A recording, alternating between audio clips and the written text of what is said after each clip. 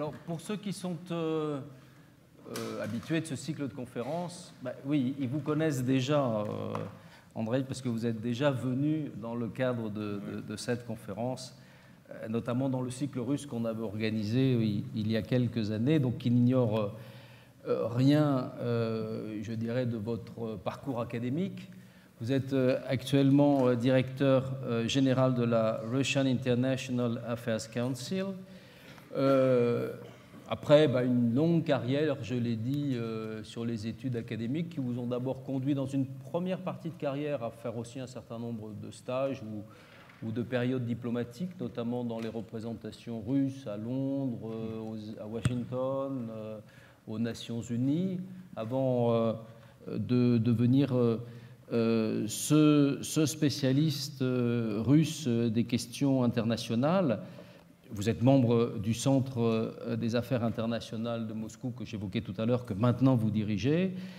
Vous avez enseigné évidemment dans votre pays, mais aussi à Berkeley, dans d'autres universités internationales. Vous êtes membre de plusieurs fondations, la Fondation de Moscou pour les sciences publiques, la New Eurasian Foundation, et vous êtes aussi président d'une ONG, New Development Technology. Bon, vos centres de recherche ou d'intérêt académique plus largement centrés sur les questions internationales, l'étude des rapports géostratégiques vous a amené à vous spécialiser notamment sur les questions, c'est évident, de la politique extérieure russe, mais surtout des relations entre l'URSS et les États-Unis, et puis de manière plus contemporaine aux relations entre Washington et Moscou depuis la fin de la guerre froide. Alors, le titre de la conférence que vous avez choisi, Trump, quel enseignement tiré par la Russie,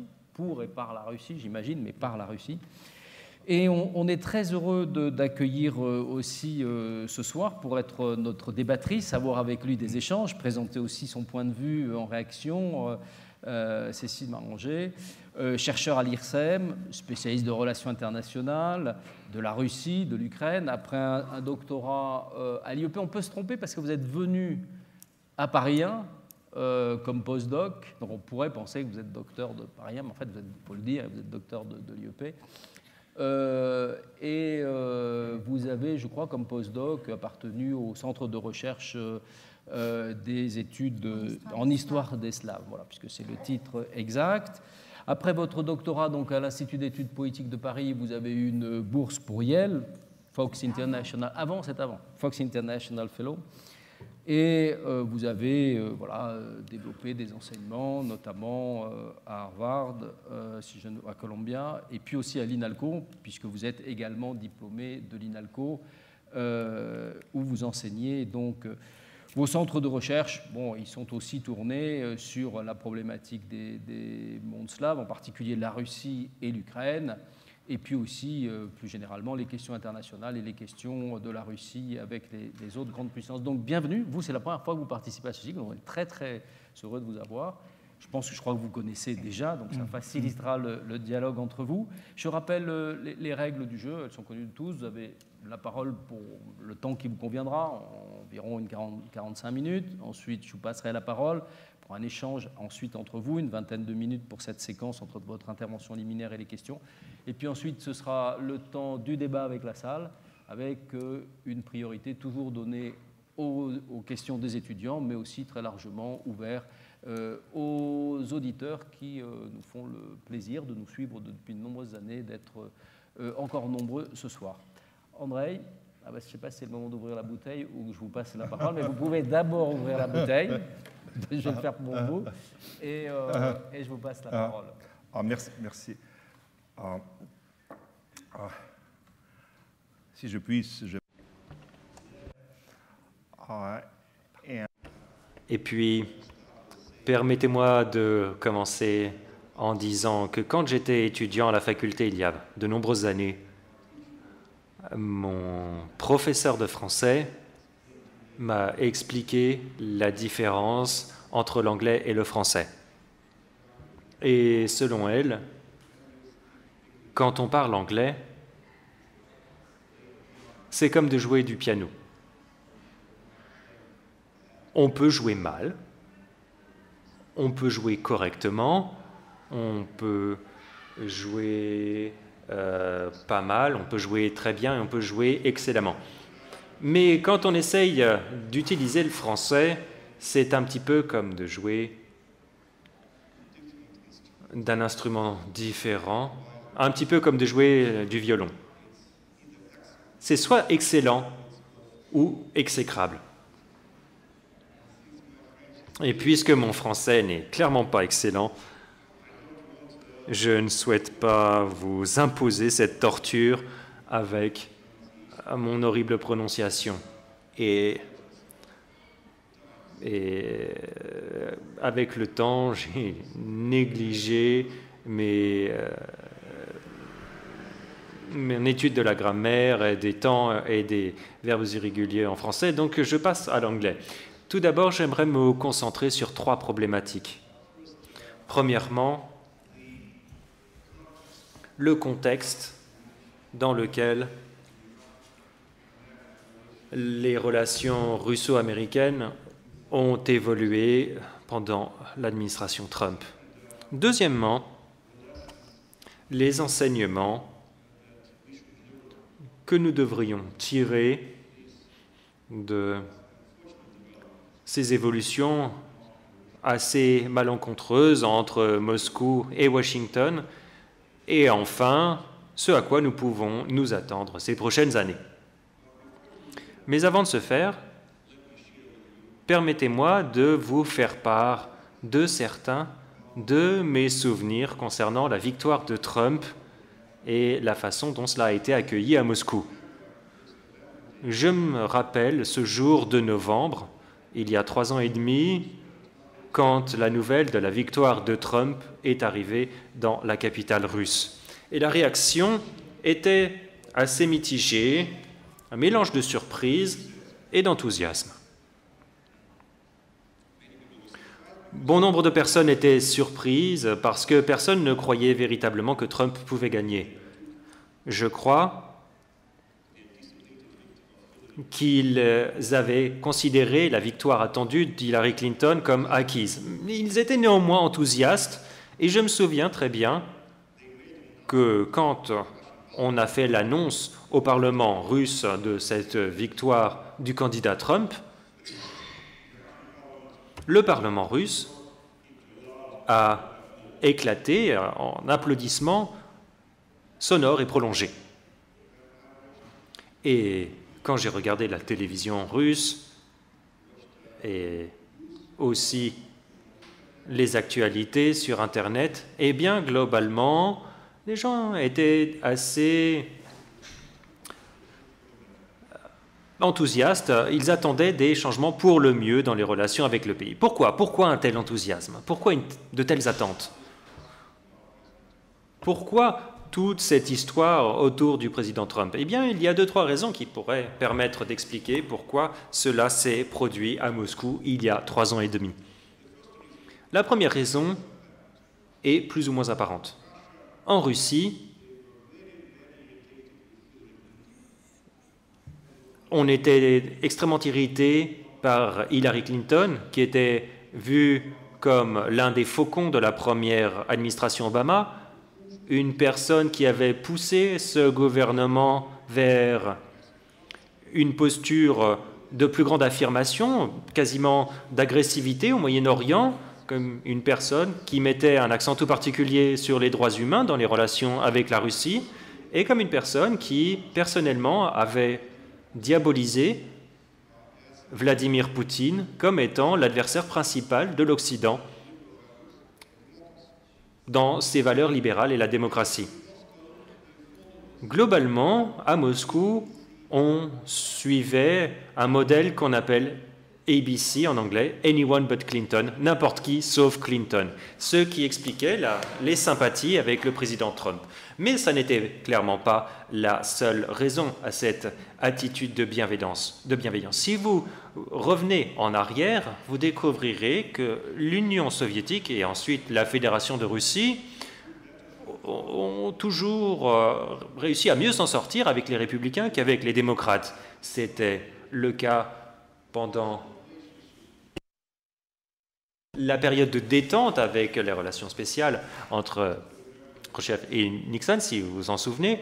Et puis ensuite, pendant les jours de la perestroïka, c'était un autre républicain au pouvoir, Reagan, qui a pu construire des liens extrêmement forts avec le président de l'Union soviétique d'alors, Mikhail Gorbatchev.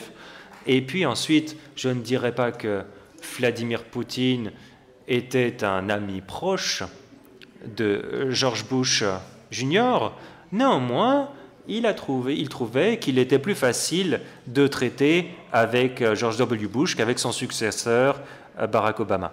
Bien sûr, Trump n'est pas un républicain ordinaire, mais la perception était qu'avec un gouvernement républicain, il serait un peu plus facile de traiter avec Washington.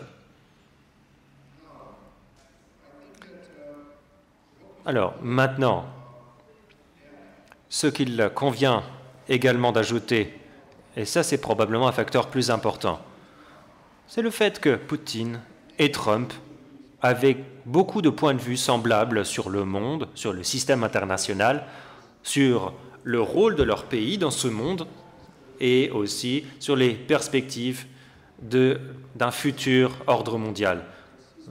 D'aucuns disaient que Trump était un nationaliste constant, l'Amérique d'abord, c'était son slogan, mais c'est à peu près la même chose avec M. Poutine. Je crois qu'il ne trouverait rien à redire avec le fait qu'on l'associerait avec une idéologie marquée par la Russie d'abord.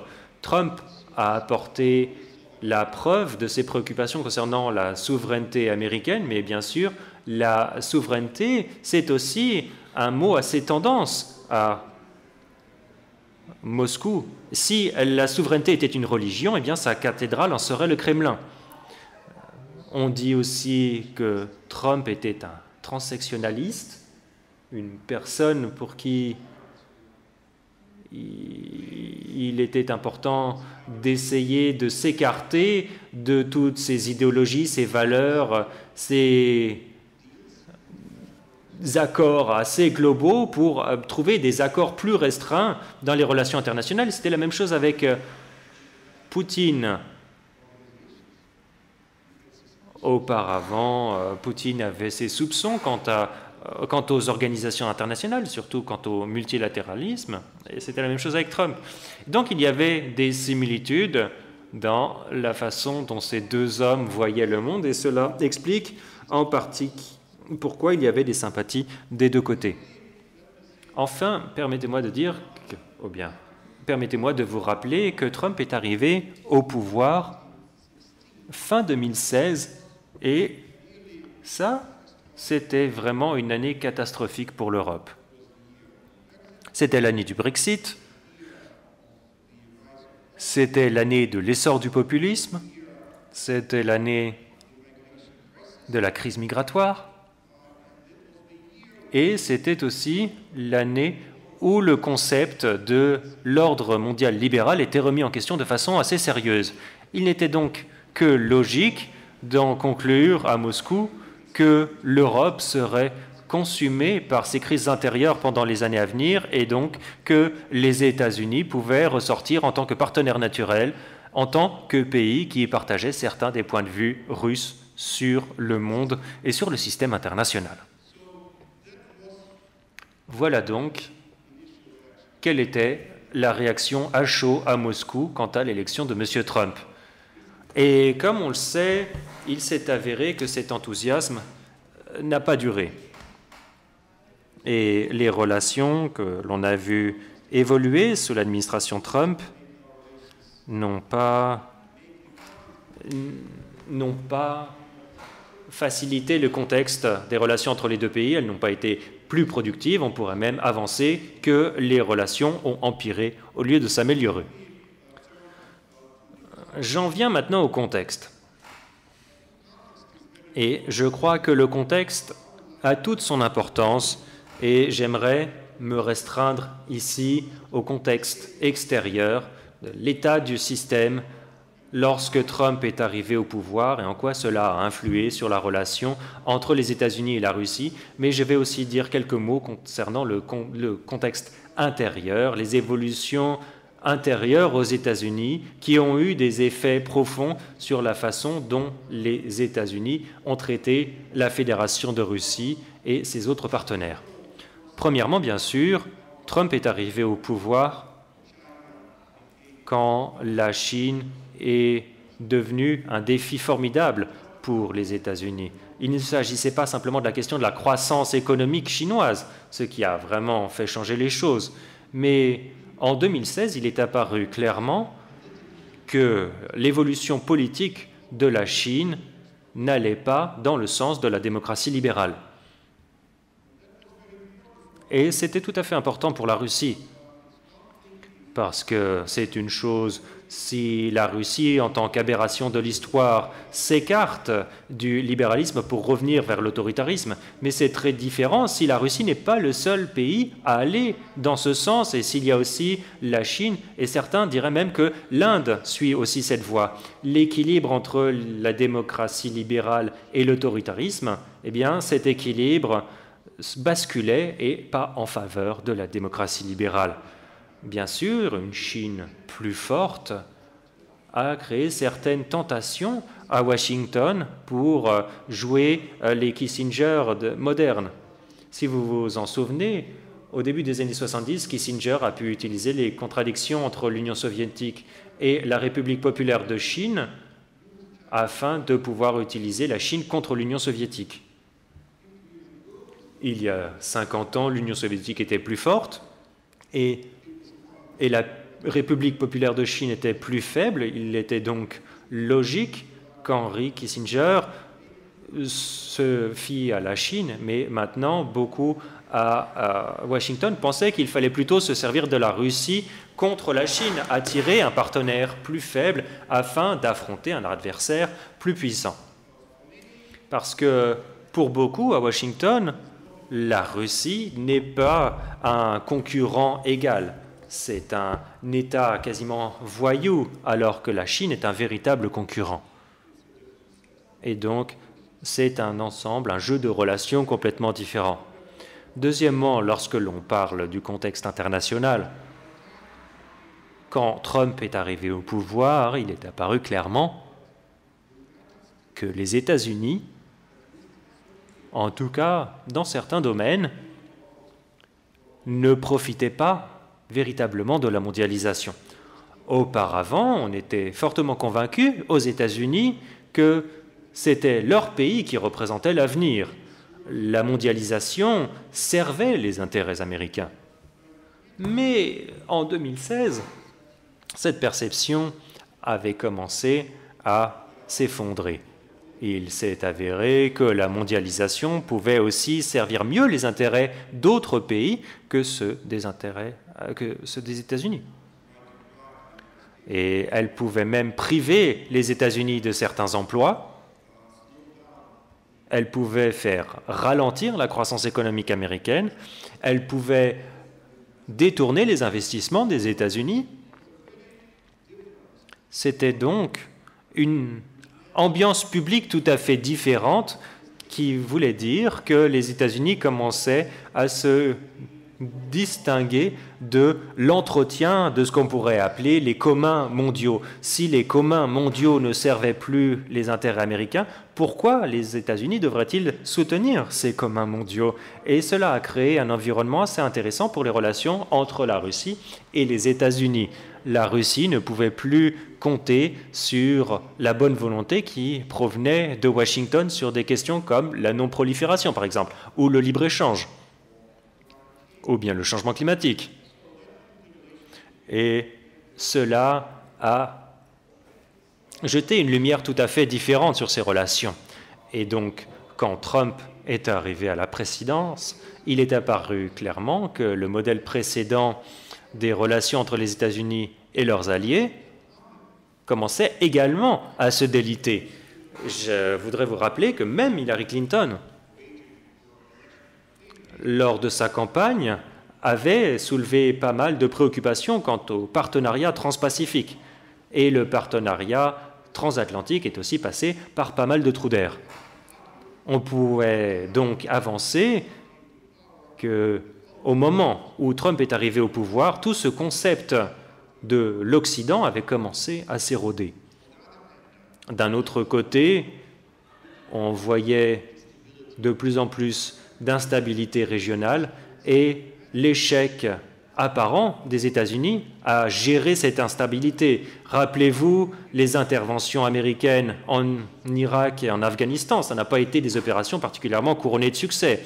Il y avait une fatigue évidente aux États-Unis quant à l'interventionnisme libéral, l'idée d'exporter le modèle américain dans d'autres parties du monde s'était avérée être un échec. Et puis, bien sûr, la Russie était devenue plus forte par rapport à là où on en était au début du XXIe siècle. L'activisme russe en Ukraine, surtout en Syrie, était quelque chose auquel les États-Unis ne s'attendaient pas, qu'ils n'avaient pas prévu.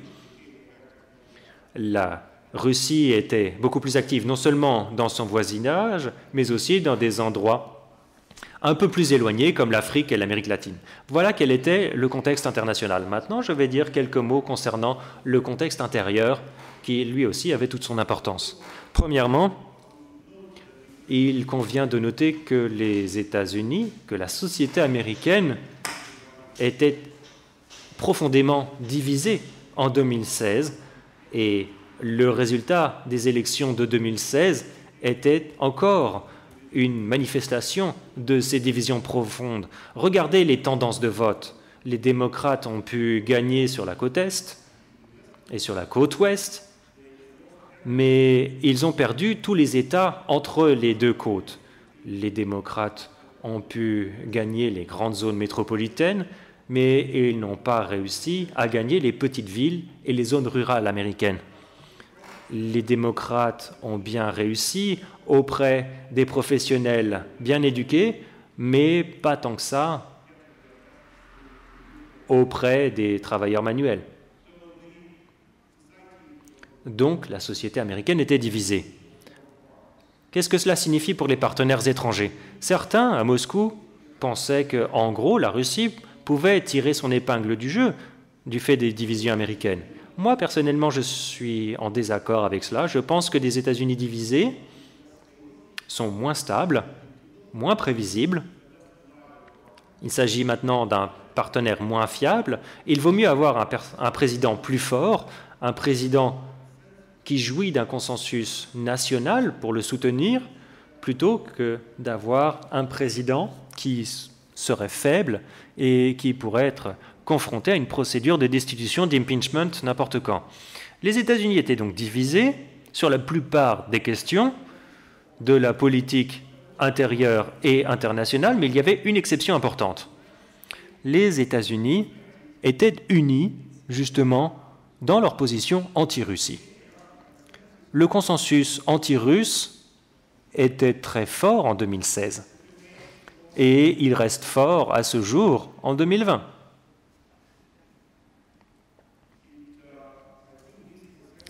Je crois que ce consensus s'est fait jour avant même la crise en Ukraine, mais bien sûr, il s'est consolidé pendant et après la crise.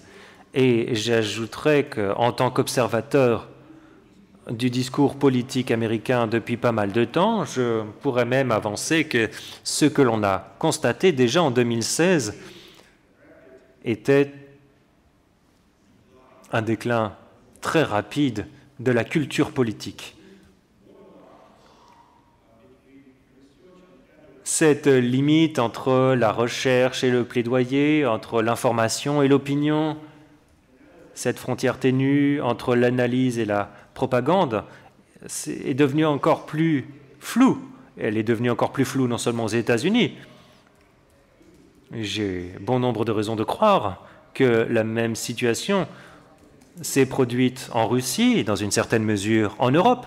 Mais pour parler des États-Unis, toute discussion significative sur les relations américano-russes est devenue quasiment impossible.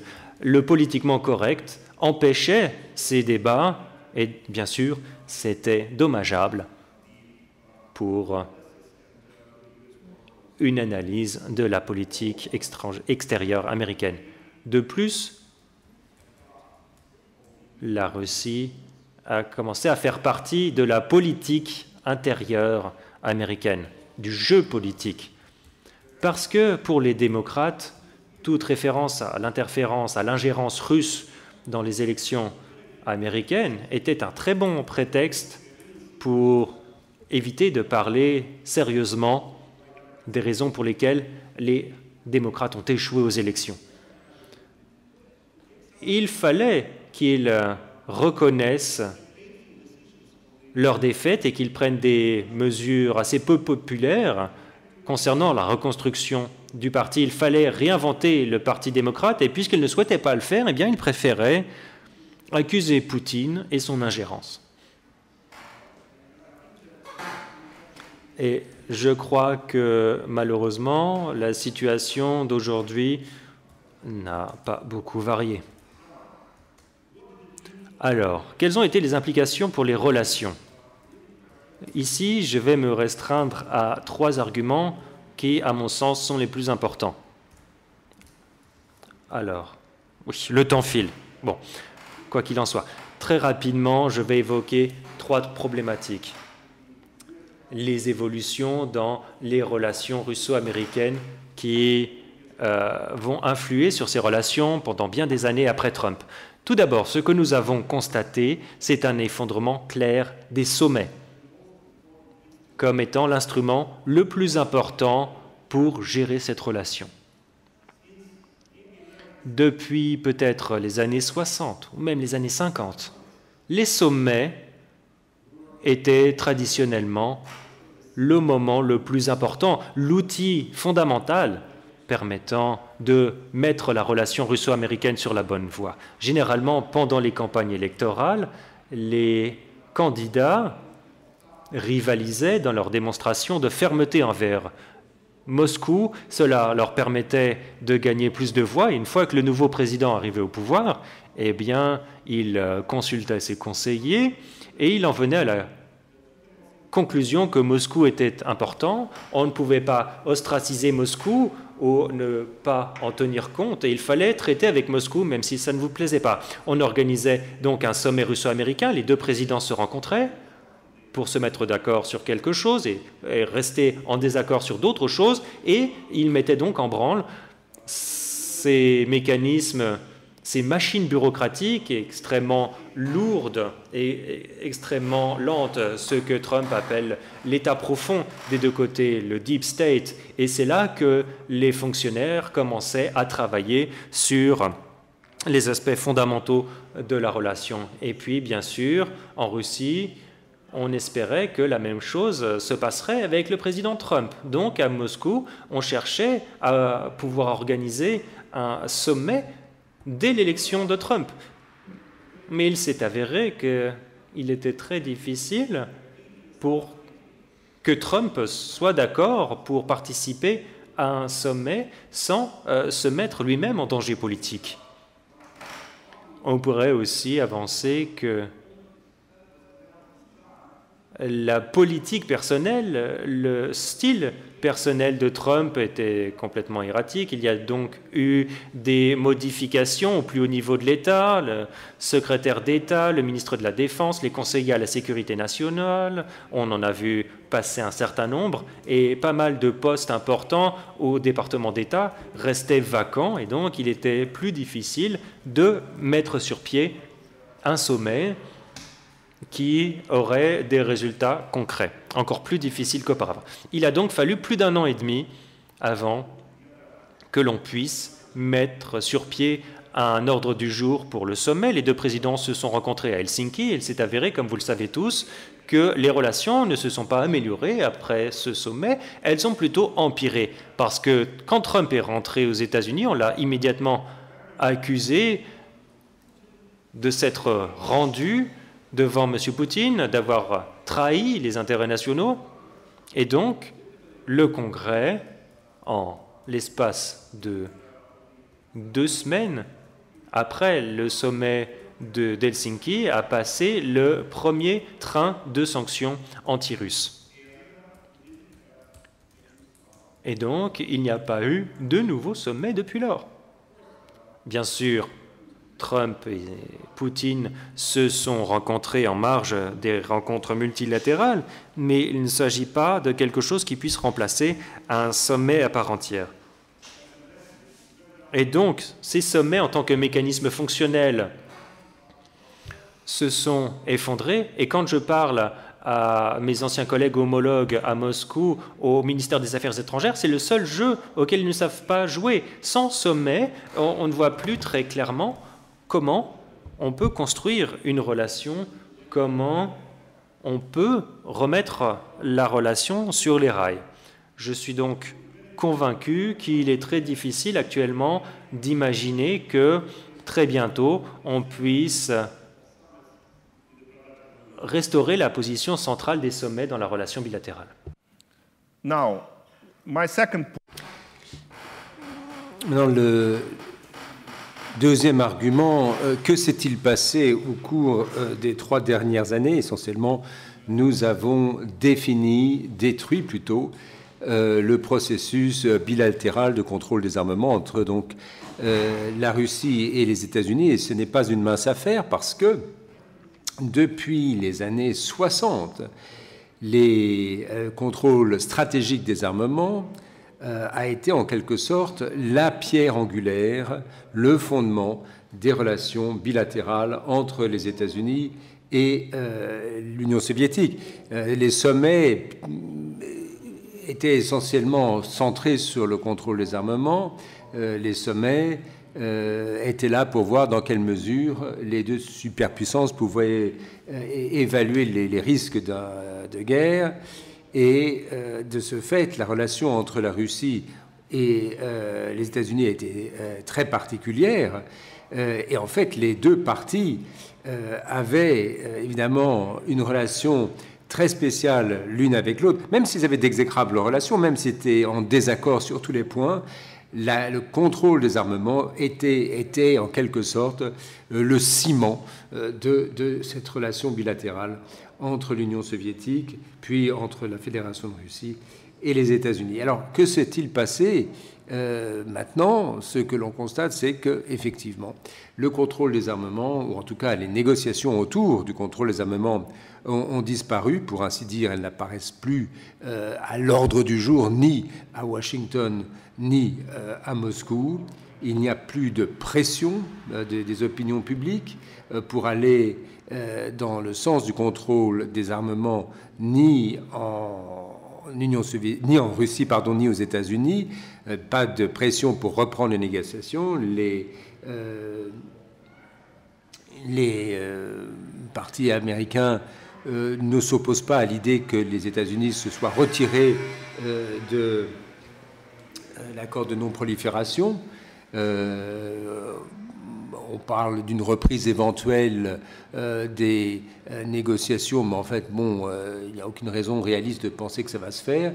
Et on risque de se retrouver sans accord bilatéral de contrôle des armements, sans accord du tout. Ce qui aura une incidence évidemment sur la relation bilatérale, mais également sur la situation internationale, parce que même s'il n'y a pas d'accord sur le contrôle des armements entre les États-Unis et la Russie, il sera difficile de maintenir le traité de non-prolifération parce que les pays n'auront plus le droit, en quelque sorte, n'auront plus l'obligation d'empêcher d'autres pays à acquérir l'arme nucléaire, puisque eux-mêmes ne s'obligent pas à limiter leurs armements nucléaires. Et vous avez le traité d'interdiction absolue ou complète des armes nucléaires, où les États-Unis ont commencé à se retirer de ce traité. Et le retrait américain de l'accord iranien n'arrange pas les affaires non plus. Donc, que se passe-t-il maintenant? Nous entrons dans une situation quand même très différente de ce qui existait, ne serait-ce qu'il y a 3 ans. D'un côté, la nouvelle course aux armements ne concernera pas l'arme nucléaire, les ogives, les vecteurs ou que sais-je.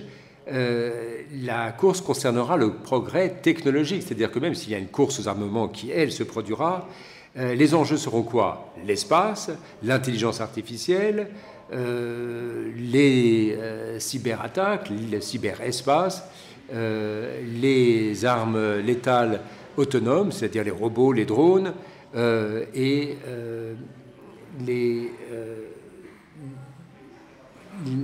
la guerre artificielle, en tout cas. Donc on parle en quelque sorte de l'arithmétique à la haute mathématique, c'est-à-dire que comment limiter la prolifération technologique dans le domaine militaire. Ça, c'est une première chose. Deuxièmement, on ne peut plus s'appuyer sur les anciens accords de limitation des armements qui étaient soumis à la ratification par les parlements nationaux, parce que maintenant, on ne peut pas imaginer un accord américano-russe de limitation des armements qui ait la moindre chance d'être approuvé, entériné par le Congrès américain. Et les choses sont si difficiles et si lentes que, à moins d'avoir un simple protocole d'accord, un MOU qui n'engage pas les parties, vous n'aurez rien d'autre. Et finalement, et ça c'est le plus clair, le contrôle des armements, la limitation des armements ne peut plus être une affaire simplement bilatérale, parce que maintenant vous avez la Chine, vous avez l'Inde, sans oublier bien entendu les puissances européennes, on connaît la force de frappe française. Enfin, il faut pourtant pouvoir rationaliser ces contrôles des armements pour avoir des résultats, c'est-à-dire qu'il faut pas simplement imposer des limites aux petites puissances nucléaires, mais surtout qu'il faut établir davantage de mesures de confiance, plus de hotlines, c'est-à-dire plus de transparence également, plus de passerelles de communication, plus d'échanges sur notamment les postures militaires. Et le contrôle des armements, là, de ce point de vue, a franchi un tournant important. Et puis, troisième grand changement, probablement le plus remarquable et souvent sous-estimé, sous l'administration Trump, les sanctions. Les sanctions, finalement, ont remplacé la diplomatie, entre guillemets, démocratique. Alors, ce n'est pas le président Trump qui a inventé ça. Si on remonte aux années de l'administration Obama, on constatera que cette tendance était déjà présente. Lorsque Obama a remplacé l'amendement Jackson, il l'a remplacé par la loi Amici, et finalement, son dernier geste envers Moscou a été une expulsion massive de diplomates russes des États-Unis. Mais en termes réels, les sanctions, finalement, sont devenues l'élément clé de la politique américaine, pas simplement envers la Russie, mais entre autres envers la Russie, sous l'administration Trump. Et alors, il y a quelques aspects spécifiques de cet instrument, entre guillemets, de politique étrangère. Tout d'abord, les sanctions sont devenues à leur tour un instrument de lutte politique intérieure aux États-Unis. Et par là, je n'entends pas tellement la lutte entre les républicains et les démocrates, mais plutôt la lutte entre le pouvoir exécutif et le pouvoir législatif. Parce que ce qui s'est passé sous l'administration Trump, c'est que le Congrès américain a essayé, avec un certain succès, à détourner, à reprendre à son compte certaines prérogatives de politique étrangère. Et les sanctions imposées par le Congrès américain en étaient justement l'exemple, c'est-à-dire qu'il y avait une espèce de concurrence entre la Maison-Blanche et le Capitole sur ces questions. C'est-à-dire que Trump a essayé d'empêcher certains mouvements du Congrès en agissant plus vite, et par contre, le Congrès a accusé Trump d'être trop lent, trop indécis vis-à-vis de Poutine ou de Moscou en général. Alors, il y a un autre changement sous l'administration Trump, c'est que les sanctions ont été découplées de problèmes spécifiques. C'est-à-dire que vous aviez dans la relation américano-russe peut-être des problèmes spécifiques, mais si on compare les sanctions américaines aux sanctions européennes, vous constaterez une grosse différence parce que les sanctions européennes sont ciblées, c'est-à-dire qu'elles concernent la situation en Ukraine et s'il y a des sanctions sectorielles. Et là, il ne s'agit pas même de la Crimée, c'est l'Est de l'Ukraine qui est en jeu. Et là, vous avez une sanction ciblée par rapport à un problème précis. Si vous regardez la dernière série de sanctions américaines, ces sanctions concernent tout et n'importe quoi. Enfin, tout. La Crimée, la Syrie, les armes chimiques, les droits de l'homme, la Corée du Nord. Et donc, de ce fait, vous avez des sanctions, entre guillemets, holistiques, ce qui veut dire que les sanctions ne seront pas modifiées, quelle que soit la décision, quelles que soient les actions de Moscou. Alors, on peut espérer que la politique de Moscou par rapport à l'Ukraine va évoluer, mais même s'il y a un changement positif là, on va dire il y a toujours le problème de la Syrie, même s'il y a un progrès en Syrie, on trouvera une autre justification des sanctions, notamment les droits de l'homme, les armes chimiques ou que sais-je. Donc, l'idée initiale, c'était de servir des sanctions pour influer sur la conduite des Russes, sur le comportement russe. Maintenant, ce que je peux vous dire, parce que j'ai été amené à travailler avec les décideurs russes, je peux vous dire qu'il n'y a aucune incitation sur Moscou pour supprimer, pour faire lever les sanctions américaines, puisque c'est peine perdue. Autre changement encore, sous Trump, le centre de gravité est passé des sanctions strictement américaines stricto sensu à des sanctions secondaires. Parce que qu'est-ce qui préoccupe les Russes? Ce n'est pas tellement les sanctions américaines en tant que telles, les relations commerciales entre les États-Unis et la Russie sont relativement modestes. Non, ce qui les inquiète, c'est l'incidence des sanctions américaines sur les pays européens, parce que là, par contre, il y a des enjeux. L'Union européenne représente quand même 42% des échanges du commerce russe. L'Union européenne est de loin le premier partenaire commercial, mais également le premier investisseur, le premier fournisseur de technologie, etc. Donc là, ce qui inquiète Moscou, c'est les effets secondaires de ces sanctions, les États-Unis imposant à l'Union européenne ses propres sanctions, de même qu'elle le fait, par exemple, pour ce qui est des sanctions contre l'Iran, que les Européens sont bien obligés de reprendre à leur compte. Alors, ces sanctions, d'une part, risquent de se maintenir dans la durée, et elles cimentent, c'est le cas de le dire, la relation conflictuelle entre la Russie et les États-Unis. Voilà les trois grands changements qui sont intervenus et que je soumets à votre appréciation. Est-ce que pour autant, est-ce que tout va mal? Est-ce que le torchon brûle entre la Russie et les États-Unis? Je ne dirais pas cela, puisque dans certains domaines, au contraire, cette relation a pu faire preuve d'une résilience remarquable. Et je vous en donnerai quelques exemples. Tout d'abord, nous avons pu maintenir un certain niveau de coopération dans certains domaines qui avaient été délibérément dépolitisés de part et d'autre. Ils étaient en quelque sorte sous le radar, elles passaient sous le radar politique. La région arctique, par exemple, la Russie et les États-Unis ont travaillé ensemble au sein du Conseil arctique, de l'Arctique, et comme j'étais associé à ces opérations en partie, je peux vous dire que les États-Unis ont davantage de problèmes avec le Canada qu'avec la Russie au sein de ce Conseil, puisque tout concerne le passage, le statut du passage du Nord-Ouest. Il en va de même pour ce qui est de la conquête, de la coopération autour de la conquête spatiale. Là encore, nous avons réussi, alors je ne sais pas combien de temps ça va durer, enfin, nous avons pu,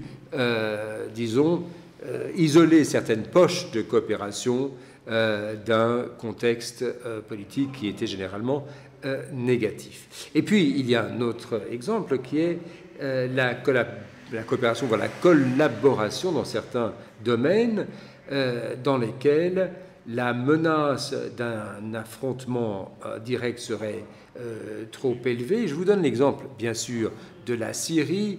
Les forces armées Russes ont travaillé ou même supplanté les forces syriennes. C'est un théâtre très dangereux.